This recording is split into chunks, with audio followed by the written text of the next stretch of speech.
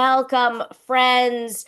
So excited to start our special June meeting. It is a special meeting, because we're all together and we have a wonderful speaker, but also we're meeting a week early in honor and recognition of we're not meeting next week because it's Juneteenth.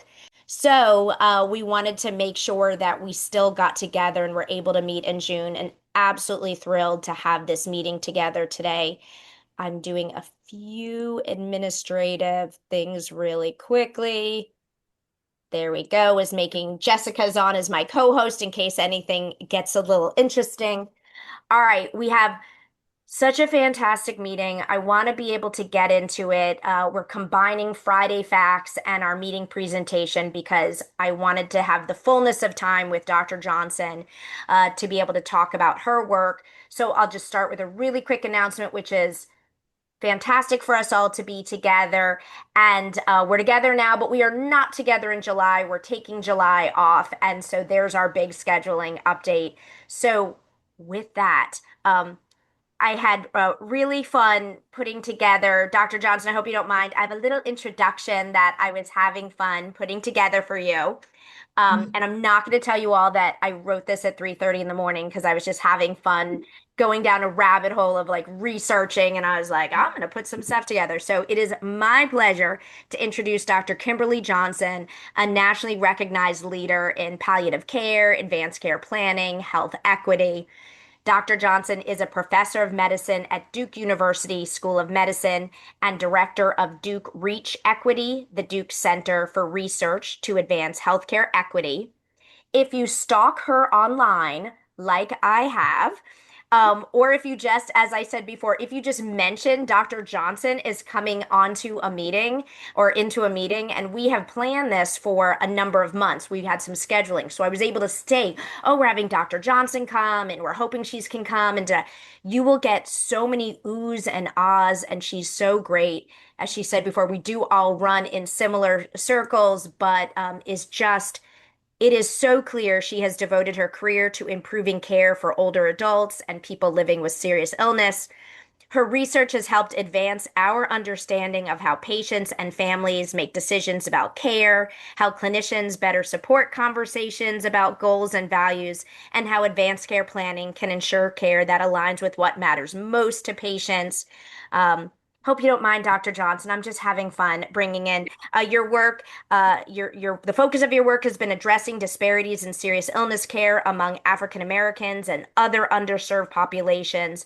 And through your research, you have helped all of us, and many of us, myself included, have quoted your work in grant requests and other things because you examine issues on trust and communication and access to palliative care and helping to identify strategies that promote more equitable care and improve outcomes for historically marginalized communities.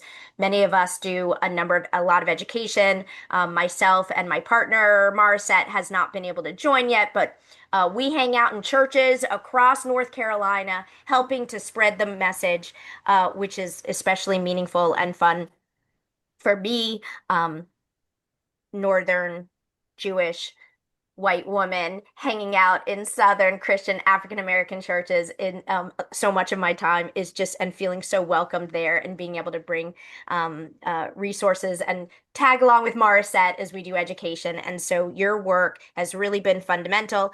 You're a physician, researcher, educator, and advocate with impressive awards and a crazy amount of research papers.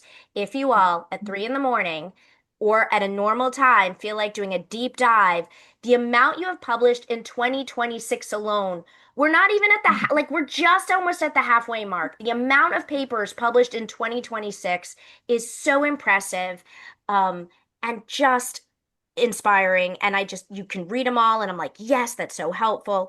And so you've been so influential both with practice and policy at the national level, helping to ensure that high quality palliative care and advanced care planning are available to all that need them. I know I went on, but I wanted to rave about you because I know you're going to share your information. But I think sometimes it's good to let others love on you a little bit and to let you know how excited the members of the North Carolina Serious Illness Coalition are, to be able to carve out some of your busy time to come and join us this Friday warm morning. So welcome, Dr. Johnson. Thank you.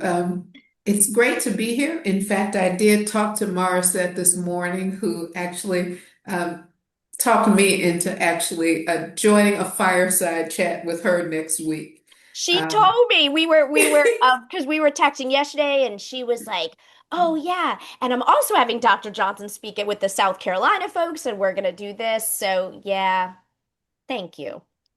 Well, I'm happy to be here. And for those of you who know me, sitting while someone raves about me is probably one of my least favorite things to do. So I was hoping you would stop soon, Heather, while I was gritting my teeth, thinking, There's please, so much I didn't say. I know thank you for not there's a saying lot more. there. Well, thank you so much. Well, and so before you get started, and I know you have a presentation to share. We do have a history here with Friday Facts, which is what we when we bring people on to share. Just if whatever you're comfortable sharing about yourself personally. I don't know if your presentation goes right into your work or more about like where are you from and what motivated you to do all of this important work. I will talk some about that during my presentation, but I will say that I grew up in rural Mississippi, in Northwest Mississippi, in a very small town. It's called Mound Bayou, Mississippi. It is of historical significance. There is some controversy about whether it is the oldest, but it's certainly one of the oldest all-Black towns in the United States. And it was actually founded by former slaves. So that's where I grew up. I went to Dillard University as an undergraduate. It's a historically Black college in New Orleans. I got interested in medicine at a federally qualified health center, actually one of the first in my small hometown. And I went to medical school at Johns Hopkins, later residency and faculty at Duke, where I've been since 1997. Have always loved the stories of older adults and was especially attracted to how people make decisions and really navigate time in serious illness, which is really some of the time when people's kind of life experiences, cultural and spiritual beliefs become most salient. So that's a little bit about who I am, why I do this work. I always said, I was attracted to medicine and in particular to end of life care. But I think early on, growing up in an all Black town in the Mississippi Delta, I was really exposed to issues of social justice. And so I said, if I were not a doctor and a researcher who did this, I would probably be a teacher in an inner city school or a civil rights attorney. So I think that whatever my career path would have taken, issues around justice and equity would have certainly been front and center. Well, thank you. It's that's impressive, and I'm seeing the through line to Mhm. and how the themes have continued, and I really appreciate it. And a number of us have had conversations recently about what we do professionally links back so much with what we and many of us are also going through personally, and so helping to inform and support and validate. I mean, just looking at your work, and I'll let you get into it, was really validating for a number of things that I'm going through. The folks know I've my father passed away recently, and then I have other ill family members, and a number of the members do. And so this issue of how and when planning happens, how and when palliative care, how and when the end of life process happens, and our different cultural and spiritual backgrounds and how that supports that process has just been um, so salient this week, especially with many of us. So Yeah. with that, I know you have a presentation, so I want you to be able to take it away and share. And folks, I'll keep an eye on the chat line. Maybe we'll hold questions till the end, and and then we'll open it up, or I'll do the chat line, or however it makes sense. But Sounds good. I will start to share my screen and dive in. Uh, we should be able to. Great. Perfect. I'm seeing it open up.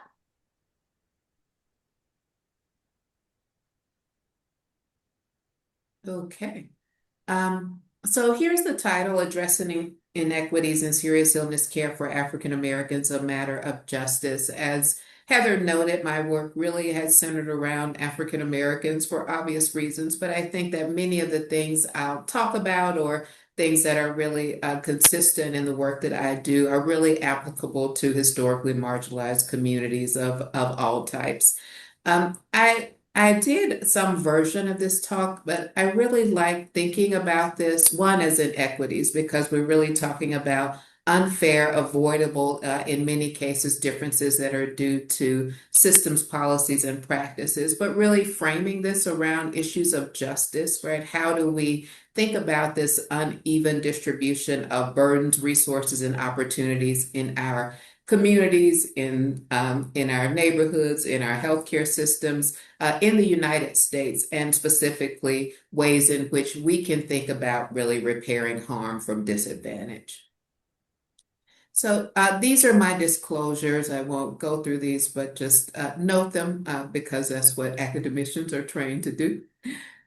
Here are the objectives. I'm going to talk broadly about some inequities in serious illness care for African Americans, and then I'm going to talk about some initiatives, one in particular related to spiritual beliefs and a community program across churches that I had the opportunity to lead and be involved in over the last couple of years.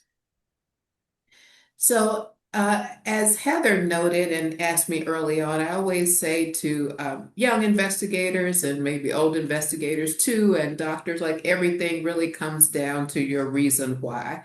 And I can think of many reasons why in the patients that I've cared for or patients that I've seen cared for, but I frequently shared this one. This is my maternal grandmother. Her name was Bertha Stokes. I never had the opportunity to meet her, but everything I learned about her, I learned from my oldest aunt, who's now in her 80s, but quite functional, and recently visited North Carolina for the graduation of my daughter from high school.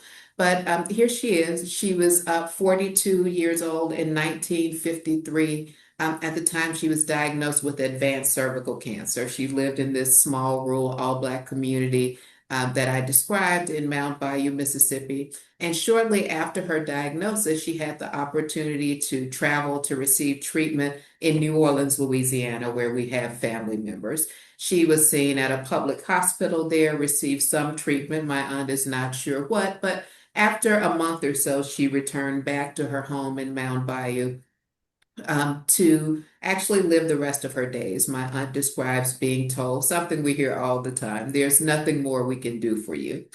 So she returned home with my grandfather. She had a total of six children and, in fact, was diagnosed shortly after the birth of my uncle, who was her youngest child, who unfortunately died of COVID several years ago. But my aunt remembers this time as being particularly distressing. They had little information about what to expect. There was no discussion about what was important. My sorry about this. This is my daughter. Let me tell her I'll call you back. My aunt said she had a significant amount of pain. There was lots of bleeding. As the oldest, she was charged with providing a lot of the care. There was no home care or other services. And her last memory is of my grandmother calling all of them to the bedside, all six of her children, the youngest being carried, to really spend time in prayer and pray for a peaceful transition and a time when they would all see each other again. As she shared this story with me, tearfully, she asked a couple of questions and she said, based on the work that you do with all of the medicines and stuff we have today, do you think that my mom could have lived longer? And even if she couldn't have lived longer, do you think that the end of her life really could have been better and less distressing?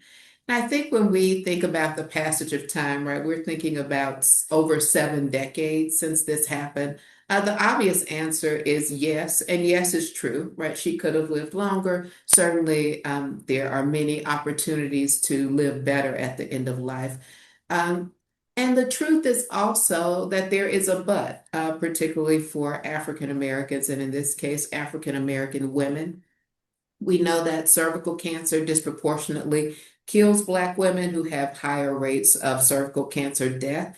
And that is especially true for Black women who live in the South, where death rates and treatment rates are significantly worse when compared to white women. We also know a big symptom here was pain for my grandmother, and there is a ton of literature that consistently documents the underassessment and undertreatment of pain for Black people in particular. One of my kind of favorite headlines, I think, that captures this is a New York Times article from 2016. Finding good pain treatment is hard. If you're not white, it's even harder. And we know that this undertreatment actually exists across age groups. It's true for Black children, it's true for Black older adults, across diagnoses, cancer and non-cancer, acute and chronic pain. And in the midst of this opioid crisis, what we've seen is that certainly getting pain medicine has gotten harder for many people with serious illness, regardless of their race, ethnicity, or other factors, but that Black Americans have been disproportionately affected, and Black men in particular are more likely to undergo urine drug screening, even in cases of advanced cancer. We also know that beliefs about pain and how pain presents is different for Black patients. While it's not different, beliefs about it is different. This some medical students still think Black patients feel less pain is from a survey of white medical students asking about particular biological differences by race. One being that Black patients have less sensitive nerve endings, and many of these students actually believe that that was true.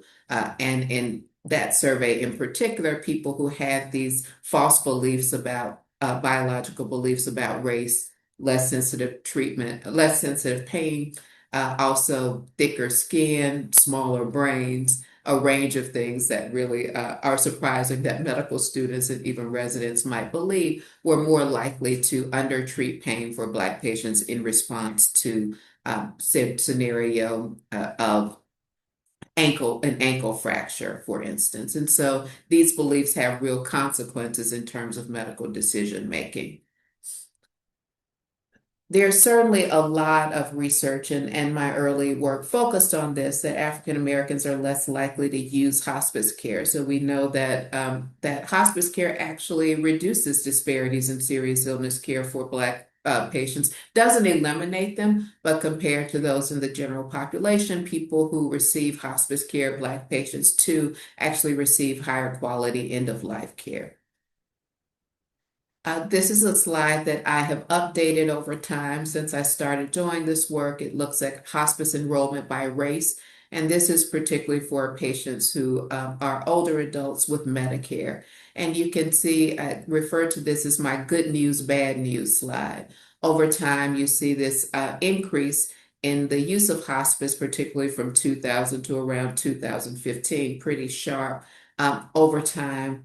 But what you see that persists is this gap between Black and white patients. Black patients, one, continue to use hospice at lower rates, and this gap between Black and white patients has really continued over the decades since we've measured this.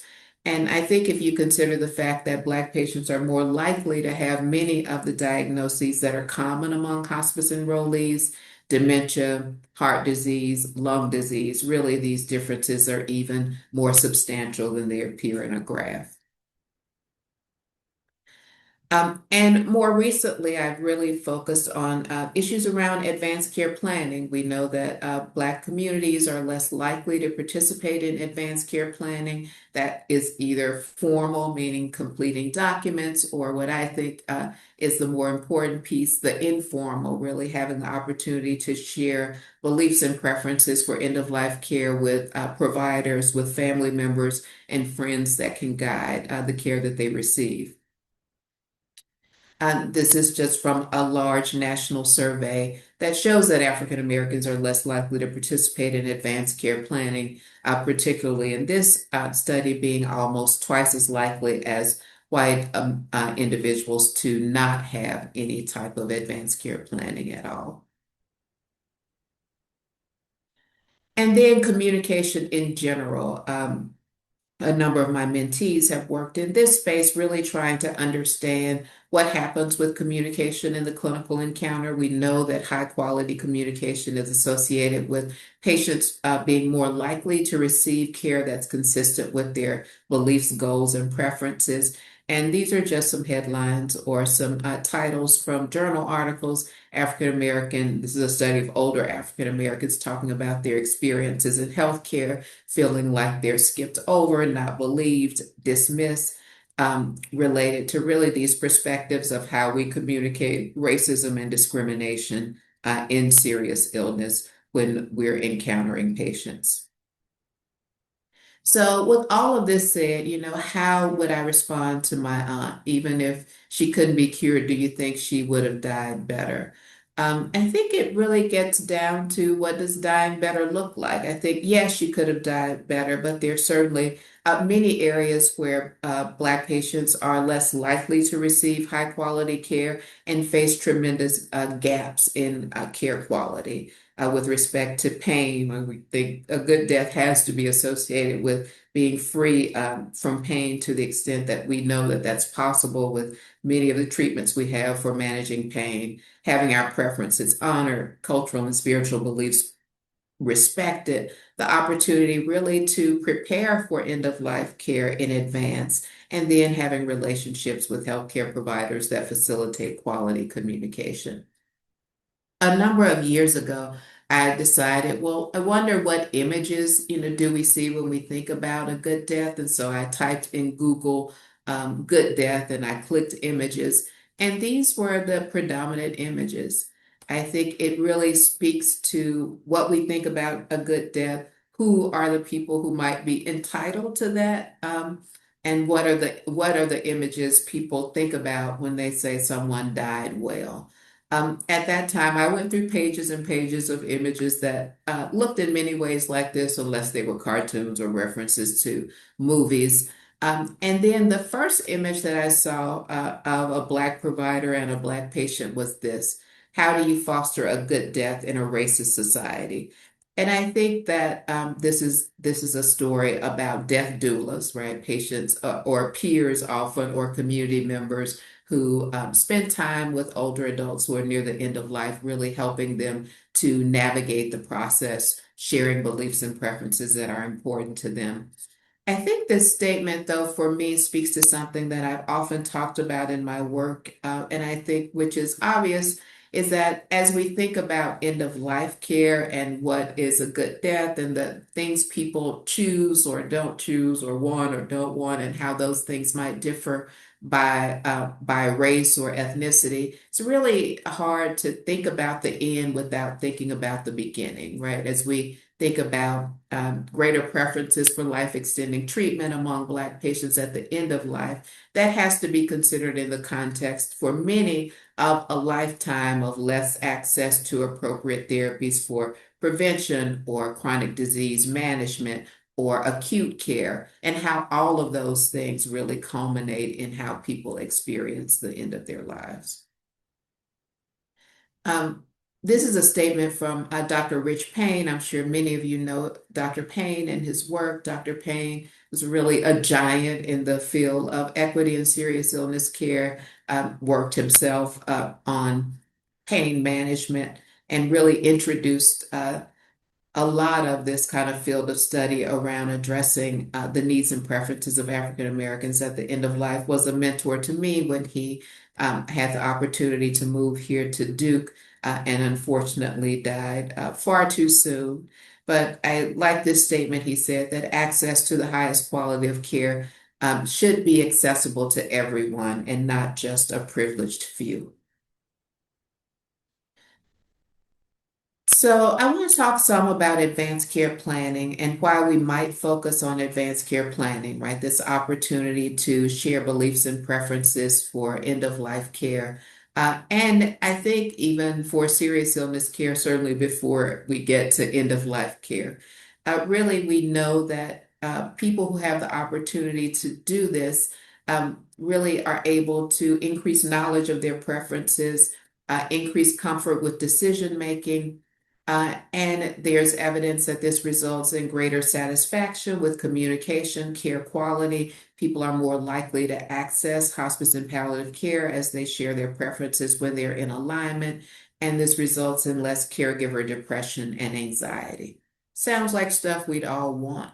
Um, so if we think about addressing disparities in care for African American patients in particular around communication, high quality care, caregiver burden, if we're able to facilitate advanced care planning through interventions, we may actually be able to reduce disparities and improve care quality. So, advanced care planning matters to patients and families. We frequently talk about, and I'll get to that, barriers to advanced care planning, what's different about this for African American patients. But we know that even when people may desire these things, they don't receive them, and that for the majority of patients of all races, there are positive attitudes about this. Here are some quotes from African American patients and caregivers in some of my own work. Most people don't pass away peacefully in their sleep. Talking about what to do in the future. We had to do that before he needed a breathing tube. It helped to make this caregiver feel more confident in her decision making. Another one, we had talked about it, so that made it easier. The doctor asked me about putting him on the ventilator. I said no, he didn't want that. When my father could make decisions, we talked about things. He didn't want to be probed and prodded on. When it was time to go, just let him go. And so, really speaking to what it feels like for families to have the opportunity to discuss preferences before the decisions need to be made.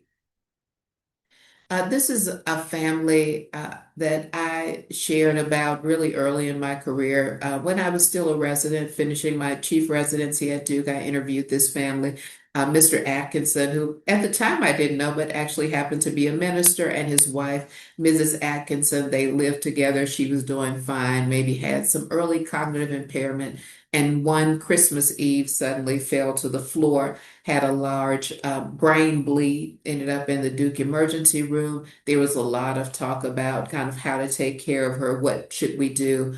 And Mr. Atkinson noted that they had never discussed it, and he wouldn't have known how to have conversations with his wife about her preferences. It turned out that she, as often happens when discussions don't happen, ended up in the intensive care unit on a ventilator, had some recovery, became conscious, had a feeding tube placed, left and went to a rehab facility for a short time, but then later was home with Mr. Atkinson and her daughter, where they cared for her for the rest of her life. So, what are the barriers to advanced care planning? These are the things that I've learned from talking to Black people in my own work. Discomfort and fear. People are not comfortable or ready to talk about it, frequently saying, who wants to talk about death? My husband frequently says, I'm one of the few people for whom this is appropriate dinner table conversation because for most it's not. People don't know what is advanced care planning. How do you discuss this with patients and families? What do you ask your loved ones? Spiritual beliefs. Plenty of people certainly believe that discussing your wishes may seem like you have no faith, and that really allowing God's will to be done is counter to what advanced care planning attempts to accomplish. Certainly, issues around trust in a setting where healthcare systems have not been trustworthy is an important piece of this. And while we often emphasize documents, many people believe that documents are not needed. Here's a quote from an African American woman who said he didn't need to put it in writing. He told us, and that's what we would do, really, that patients and families need to know and to advocate. And then relationships with physicians. Providers are often rushing, and patients don't feel that there is the compassion and trust to have such sensitive conversations, or even that providers desire to do so. So I won't talk a lot about this today, but we actually have our main paper under review. But we did receive funding for a large 7-year study from the Patient-Centered Outcomes Research.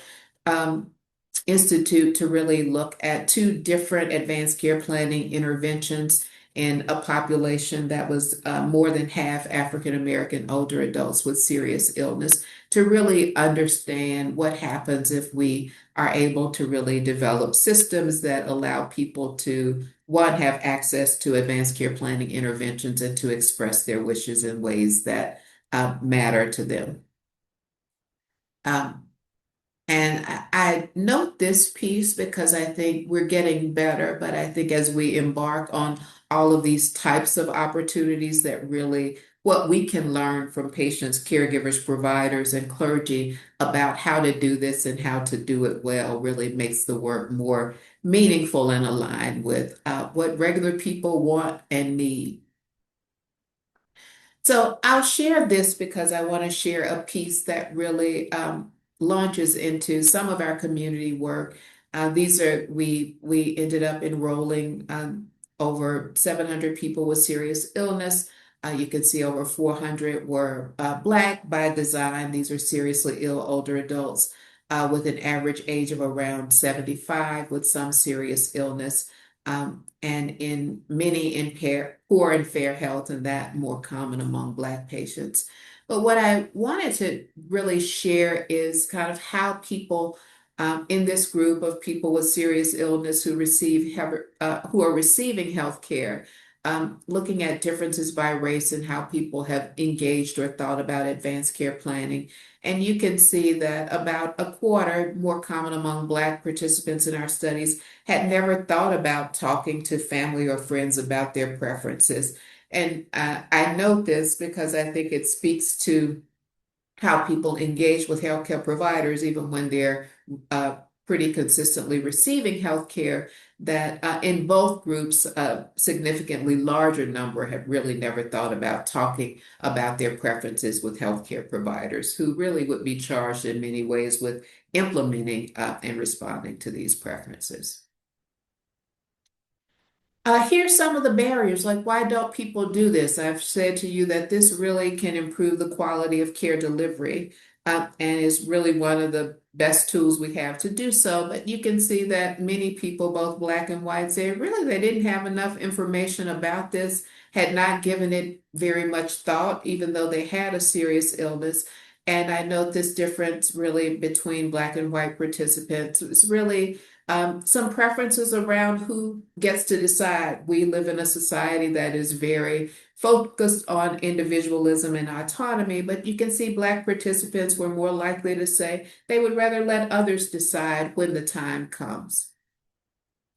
And spirituality really played a significant role, and I really want to talk about and focus on a project that we worked on related to spirituality in faith communities and advanced care planning.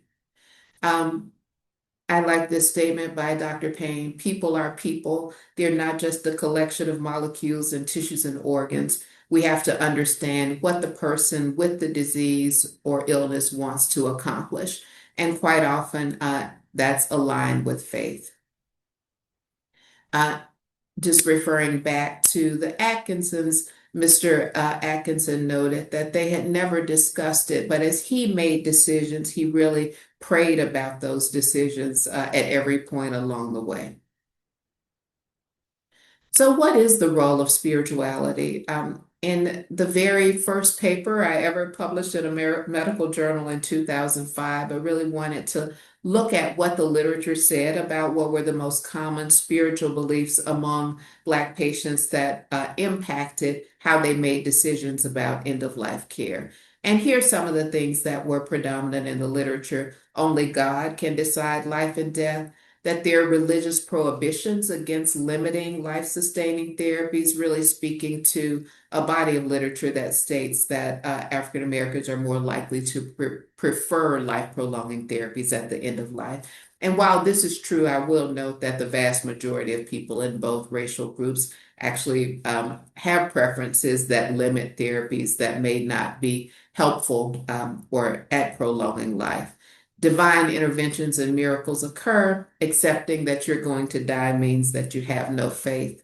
And so The good news is, though, that while those spiritual beliefs exist, that there's evidence that provider discussions about spirituality and medical team support of patients' spiritual beliefs actually lead to improved outcomes, like, less use of ventilators when people are near the end of life, more use of hospice care. And so there is a role for understanding and addressing spiritual beliefs even when they may seem to be out of alignment with some of the things that providers think are important or that seem to be counter to some of our messaging around hospice and palliative care. So, in that same Equal ACP study, we asked about spirituality, really trying to understand how this might impact end of life care. And you can see that for Black patients, faith or spirituality was more likely to be rated as very important, something that's consistent with literature in general. Black patients were more likely to prefer to leave it in God's hands. And then we're more likely to think that their belief in God would really relieve them of having to make decisions around end of life care. We wanted to really think about how we could provide opportunities for people to participate in advanced care planning and to learn about hospice and palliative care in a setting, one that was a trusted setting, but also settings that really could provide these types of opportunities within the context of people's spiritual beliefs. And so we work with an existing partner network. It's called AME Zion Heal. It's a group of faith leaders from AME Zion churches here in North Carolina, over 3,000 congregants. This group has had a relationship with the Duke Health System for, I don't know, over 10 years now, with the goal of really helping to increase access to care and reduce disparities within their congregations and communities. So we embarked on this equal space, spiritual and faith-based advanced care planning and palliative care education. This is a program that was funded by the Arthur Vining Davis Foundation. And these were the aims of our project. We wanted to understand what were the spiritual and cultural beliefs and preferences among congregants related to palliative care and advanced care planning, and then develop and implement a culturally tailored faith-based curriculum within churches that actually would be delivered and implemented by clergy and health ministry leaders themselves, and then evaluate the impact of the program. We really thought about something that we know exists in African American churches, that there are already health ministries that focus on often disease prevention, like diabetes, obesity, blood pressure monitoring. And so, how could we really bring this into systems that already existed to promote education? Here are some guiding principles. We started with talking to congregants and focus groups, and these are some things that people said. They needed education in a safe space. So, a lot of people don't know what this is, hospice or palliative care. People don't like to talk about death, but they thought that the church was a place that could bring this type of education in an environment that was already trusted and comfortable. And they told us to do what, academicians sometimes don't do. Keep it simple, short, and sweet. Emphasize benefits to individuals, family, and community. Really thinking about the fact that individuals don't exist exclusive of what's important to their families and communities. And stay positive. So, sometimes we do this in a way that's not that positive, but how do we reframe this in a way that talks about living your best life? How do you move from glory to glory and know what your loved ones want? Reframing this really as being about planning. And planning is something that we do in many respects. Meaning they really want us to think about this holistically, not just about healthcare, but what about financial and funeral planning as people are thinking about the end of their lives and are more likely to participate in those kinds of things. And addressing this in the context of what it means for God's will to be done, providing biblical rationale for what we're doing. And for this, we actually engaged with Morissette. You all know her. She's a minister and really a staunch advocate for education around these topics. And she helped with our curriculum design. In our pre-survey, we learned that about a fourth of congregants were really not at all or informed about hospice care, and more, almost half knew very little about palliative care, if anything. And about a third said they were not at all informed about advanced care planning. But over three-fourths said they would really welcome this type of education within the context of their churches. And so we got started. We created modules that were reviewed and edited by congregants around advanced care planning, hospice, palliative care, and estate planning. We developed spiritual context and scriptures that were guided by Morissette as well as the pastors in the AME Zion Hill Partnership. You can see some of the things that we used there really related to the idea of preparation, how Jesus prepared for his own death and what that means. And at the time I made this slide, we had done 30 equal space sessions. We actually have done over 60 across the churches. These were sometimes standalone sessions. They were sessions within the context of existing Bible study. Sometimes they were small snippets delivered by pastors from the pulpit or delivered in the context of church announcements. We trained 52 clergy and health ministry leaders. And in the end, we assessed impact via surveys and focus groups and saw that there was improved knowledge of advanced care planning and palliative care. The number of people who had identified or asked to make someone to make medical decisions for them increased. Many had shared preferences, and some had even completed legal documents and thought that it was important for them to have that in writing so that their family members wouldn't fight over what their preferences were near the end. And in our post-focus group theme, focus groups, here were some of the themes that it was really important that we spent time training clergy and health ministry leaders to do this. People didn't feel comfortable and were worried about not being able to deliver the right kind of information. That it not only helped congregants, but people shared this information with others in their communities and families. They talked about this at family reunions, all facilitated by what we were doing. And they wanted to continue this training in the churches. And by really training people in the churches to do it, it provided a way for this to continue. And we're interested in ways to further disseminate this. Here's a quote from one of the ministers saying, "We have to engraft it as part of our ministry. We are surrounded by death. That is part of our ministry. We now have information and tools to help our congregants." And I'll end just by stating that, while there is much work to be done, we're seeing more of this kind of use of church or implementation of church-based programs or other community programs, thinking about how we reach people through telehealth, videos to address issues around health literacy and comfort, and really just thinking about how we call communities to action, particularly groups that are already in communities and are trusted by communities as a way to address and improve end-of-life care quality.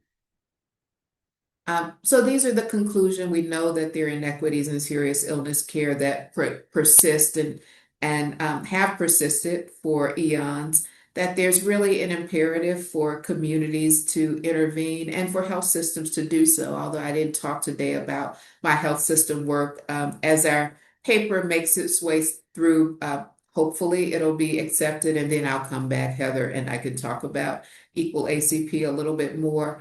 And while there's much work to be done, I always say there's progress if we're doing something rather than doing nothing.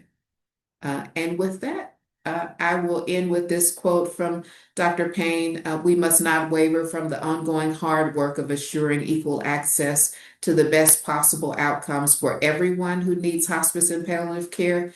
This will be key in defining the great goals and purposes of our field."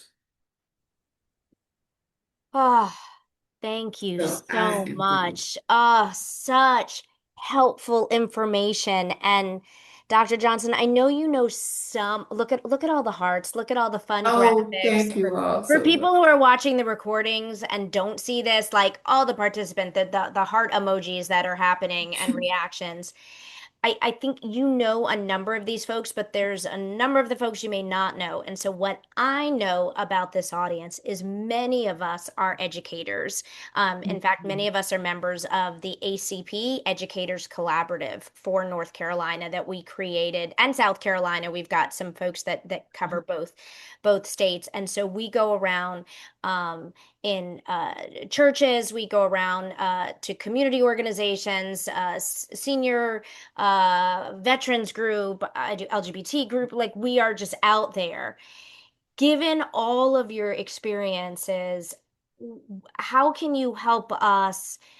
Are there messages that should be refined or that are your big takeaways about, look, when you're out in the community, this is what it's important to that will resonate with folks? Mhm.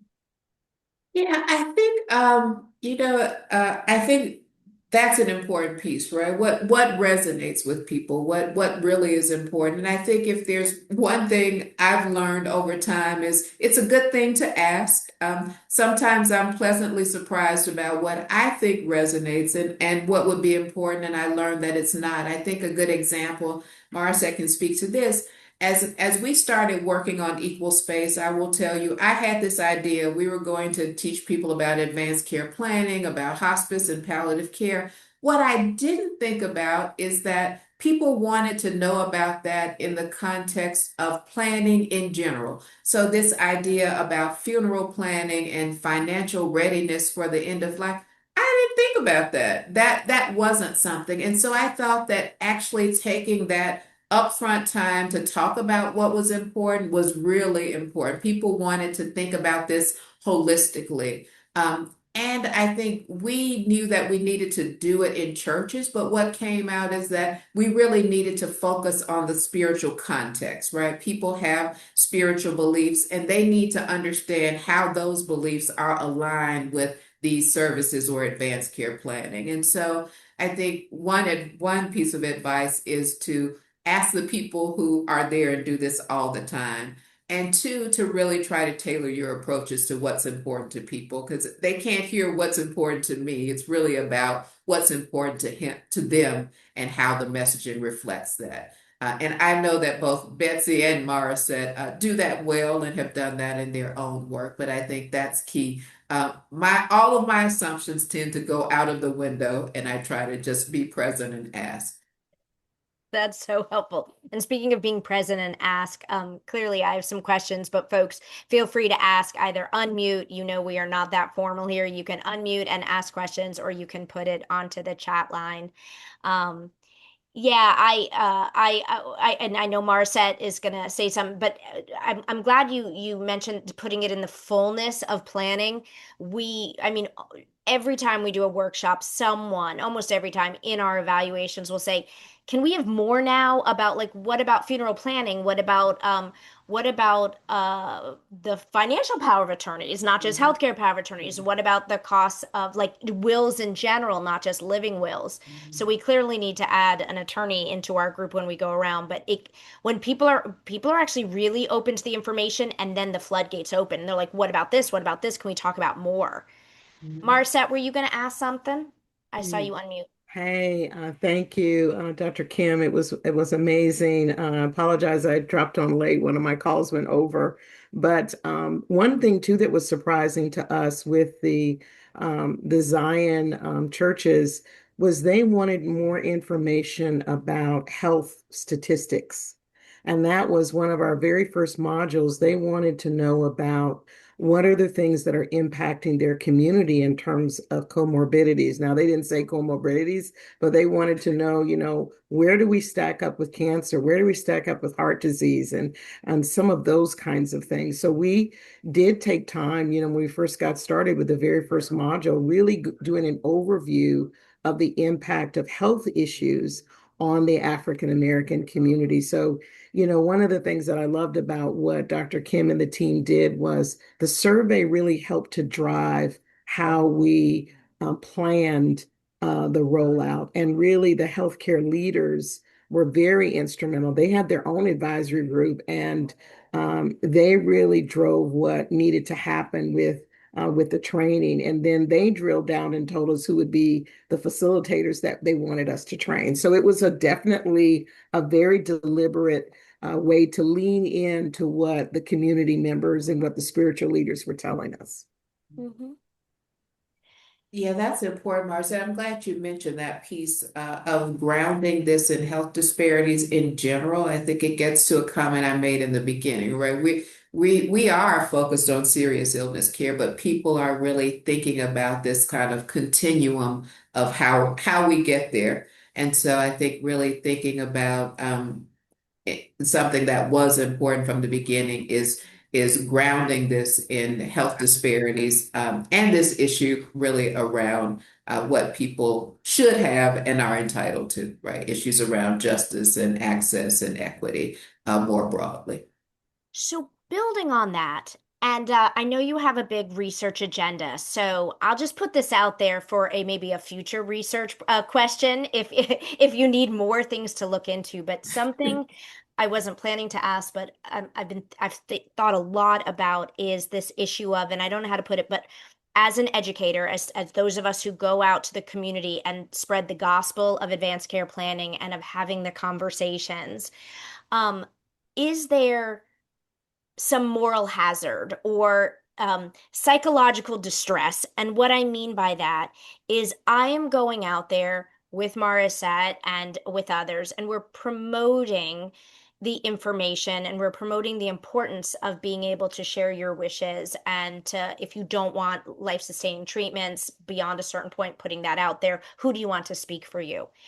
But I realize sometimes I am speaking on behalf of an idealized system. And Mhm. so, especially when you get into organ donations, we do a lot about organ donation, and there's a lot of issues around trust about the medical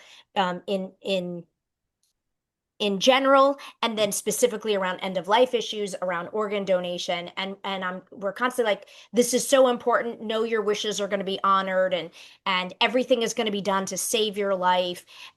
If it can be, this is at a certain point when things are incurable and irreversible, that's when we're talking about life-sustaining treatments and potentially no longer continuing them. So what I'm wondering is there some concern, those of us that are promoting the work of a health system, but recognizing there are ongoing and systemic health disparities? So am I making sense there? Like I'm just having our group therapy of all of us that are out there, and I don't know if I'm the only one that struggles with this, but sometimes going out there and saying, this is how it is, and then hoping, is this really how it is? Are there issues of disparities going on that maybe folks are right to have the concerns? So there's a kind of a deeper issue, but and I put it under the thing of moral hazard or sort of distress in terms of education, making sure that I'm being an authentic, respectful educator, that when people bring up a concern, sometimes they are really valid concerns, and sometimes those are concerns saying, I understand that, but actually, and here's how it really is, but then that's assuming here's how it really is. I'll stop there. Yeah, you said a lot there, Heather. Let me try to see what Always, I'll say always. two things. I think one, yes, people have valid concerns, and I think the answer is always to validate those concerns. I think, um, I think, patients certainly share experiences with me that are not that are hard, right? That they don't represent quality. And there are times they might share experiences, and I think I hear providers try to recouch those experiences. That doesn't really help because it really matters how people feel. Doesn't the one, they often have plenty of reasons to be concerned and to not trust the system. And even if you choose, you may not agree, people's concerns are always valid. And so I think starting with that there are many concerns for Black Americans to be concerned about the quality of care that they receive, and all of them will have examples either on their own and or their family members where that's happened. I like this statement that was in a paper about trust, right? Trust is not really about the disparities we see is not about what people have failed to feel like trust. It's really about what systems have failed to do. So it's about trustworthiness of systems. I think even in that space, that we can acknowledge that that's true, that we can validate people's experiences, that we can say yes, there are problems, and these are some ways in which we might be able to address quality. I think a good example is something that happened to me, as you said, that I saw a gentleman I was rounding in the hospital on palliative care whose mom was unfortunately dying and dying in a lot of pain due to an ulcer. And his feeling was that many things happened to get her to the point where she was at the end of her life with this ulcer that couldn't be treated. There were some things that could have been done differently. I think that this was also a lady who was older and frail, and some things that couldn't have been prevented. Um, and he could not move to the idea of talking about appropriate pain management and potentially hospice, because he was really stuck in, you all did this, now this is what you want to talk about. I want to talk about what you did. Yeah. And I think that there had been a lot of explaining that maybe communication had been better, that she was an older adult who was immobile, and really some of this would have happened. And I think what I finally said to him over weeks that resonated with him is, you have valid concerns, and hold that. And you also want your mom to now receive the best possible care that she can get. And let me tell you about that. And so it's not an either or, but it's a both and, right? Yes, this is true. And I hear you saying that you want your mom to get the best care she can now. And this is what that care looks like. That moved him along, right? You acknowledge what you say is true, and there's something I can do to help with where we are now in this transition. That was so helpful. Thank you for the yes and thank you. There's Mhm. some yes anding slash given the topic amening going on, I think, in the chat line. Any other final questions? If things are I'm going to ask you to hold on for just a minute, but let me do my quick thank you for the recording, because we'll take a break and but we're not going to take a break yet. Betsy, yes. Okay, mine is more a comment, but I feel okay to make it because I've really learned these things from you, Dr. Johnson, and Rich Payne. Um, as a white person, I used to be so hesitant about like, oh, are people going to trust me, or do I have, are they going to hear me? And I just really learned it matters a lot less than I thought it did. And that doesn't mean I don't need to communicate with a gatekeeper and and come in as a team when at all possible. But when I can't come in as a multiracial team with somebody else, then I'm good enough. And people when they get so I'm saying this because it's mostly a lot of white people on this call that if we lead with love and caring, people are gonna the reactions I get are like, why didn't anybody ever tell us this? We should all learn this information. And, it's so clear to me walking in the door that with whether people come to our Unbroken Circle trainings or just come to stuff that as a group, Black and African American people just don't have not had the access to that same information, And so like, of course there's going to be, well, not of course, but like the disparity is not surprising because I really believe a lot in putting power in people's hands. And if they don't have the information and they can't ask for it or know it's even a possibility. Anyway, so thanks for letting me take a little airtime to say that. I learned that from you. Thank you, Betsy. That's right. We do not have enough Black providers to take care of all the Black patients, and all of us need to earn trust and respect. And so I think that Dr. Payne used to have this slide about kind of situational trust. But I think the point is people often don't trust systems. They've had experiences. But I think that there is an opportunity every time you interact with someone to build the kind of therapeutic relationship and trust that helps people get the information they need. And you shouldn't shy away from that. I think that certainly there are many patients who trust their providers, even though they don't trust Duke Health System. They trust their providers who are of a different race. And there are many patients who don't trust providers of the same race. And so I think recognizing that there's an opportunity for us to be trustworthy in our interactions with patients, and that makes a difference, is important. We can do something. And not using that difference as an excuse, as an out. Exactly. Well, they're Yeah. not gonna, trust me Yeah. anyway because I'm got some white chick coming in. Yeah. Yeah. Use it as a reason to be curious. Beautifully said, and I've been always been welcomed, and I think people um respond to authenticity and just mutual appreciation, and so I that's a great point, Betsy. Thank you so much, and for the encouragement. All right, Dr. Johnson, if you can stay on for just a second, we'll end the recording part for posting. But Dr. Johnson, thank you so much for sharing your work, and we cannot wait to get part two. So thank Okay. you.